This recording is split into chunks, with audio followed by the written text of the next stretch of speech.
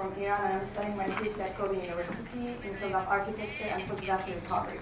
And I actually have two questions in my time I can ask, or I don't know. So first question is that, like, it's very critical. Why Tohoku is not learning from Kobe? I'm sorry. Why Tohoku is not learning from Kobe? Why Tohoku is what? Not learning from Kobe. Is not learning from Kobe. That's an excellent question. We can all discuss that. I'm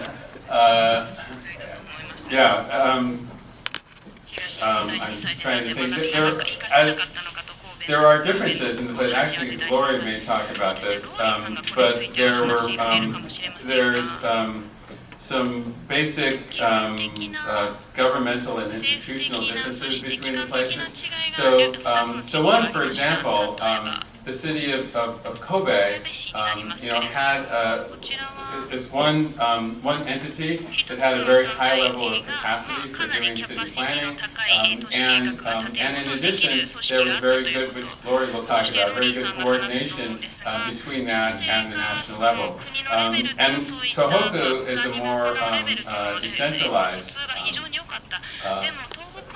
It's more widespread, and the governments there had lower capacity, and so there were some differences in terms of the relationship of the national government with those local governments. But I think it's despite all of those differences, I've been disappointed in many aspects of the Tohoku recovery.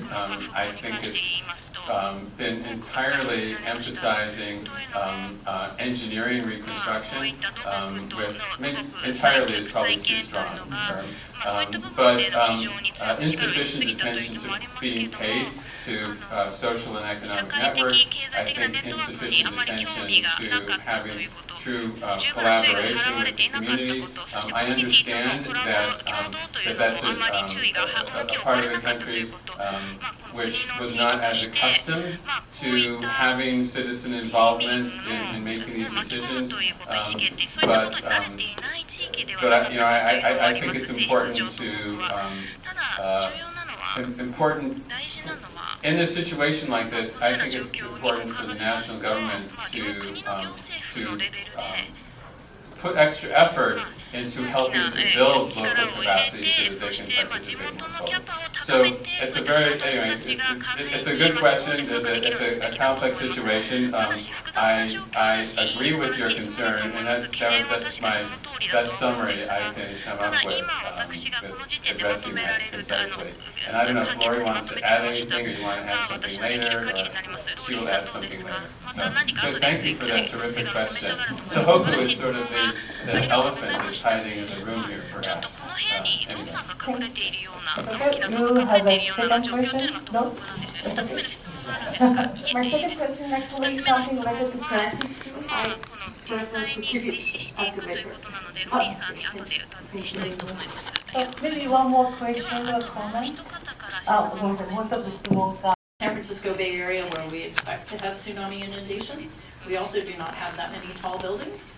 We've been talking about actually on the California coast constructing specific vertical evacuation facilities, buildings that will be available for vertical evacuation, but they're not good for life-sustaining for a long period of time. That's it.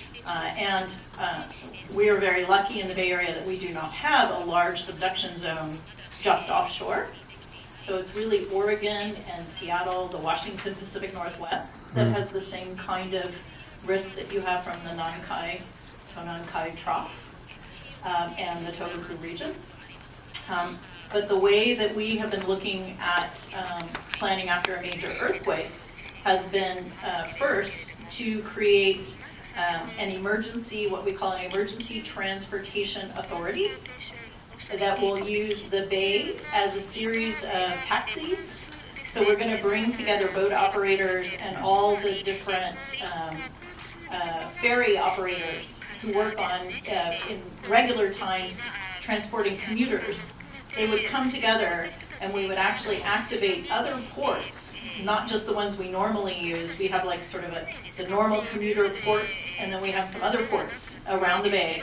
So we want to be able to be ready to move people from downtown San Francisco, if that's where they need to be moved, across the bay to Oakland.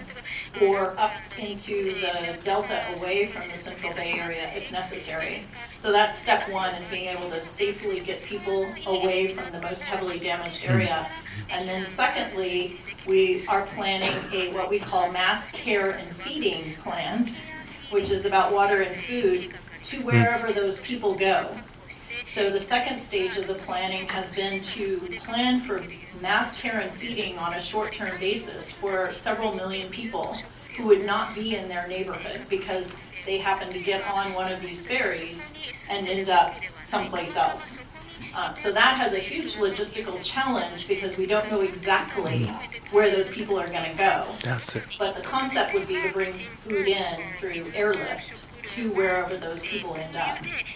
So I think you have to connect those things up. We can't just, for tsunami planning, we can't just think about vertical evacuation as the solution, because in the case of an ongoing tsunami event here in Osaka Bay, that just as in Tohoku, it will be a while before the water subsides.